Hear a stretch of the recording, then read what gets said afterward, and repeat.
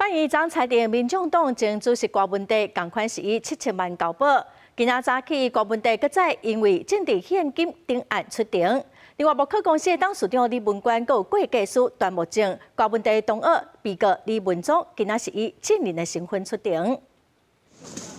无表情行入法院，民众党前主席郭文地得到办理裁定，维持原金额7000万交保了后，计不到14点钟，才能够出庭。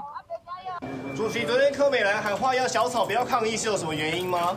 裁定上大重点就是合议庭点出，免向有证人无做证员，都真正期暗要必要，暗过明确界定郭文地免甲共犯被告，家己等传唤证人接触，起诉证据清单在明的证人是名有骚扰、恐吓、探寻案情的行为。到目前，北检也在研议是不是要控告。确实，昨天有一种如释重负的感觉，因为在过去的几天当中，我觉得大家有很多似是而非的讨论，再到昨天的结果，我想呢，把一切明确化来说，对我们来说是最好的。不伫第一摆交保，甲郭文地有接触的共犯证人，但伫喊要互检方列伫控告理由，指郭文地违反规定，今麦北检裁定认定无伫限制接触名单，伊也透露心情，精神有较轻松。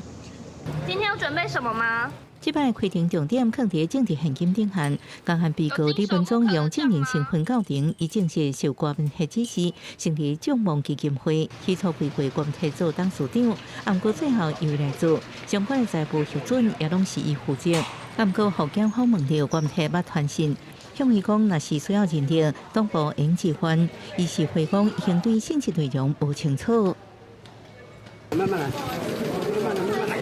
欢迎这摆审理公务通环木科公司董事长，也是李文忠的小妹李文官，甲会计师段木正等共案被告，安算会专工开庭。记者综合报道。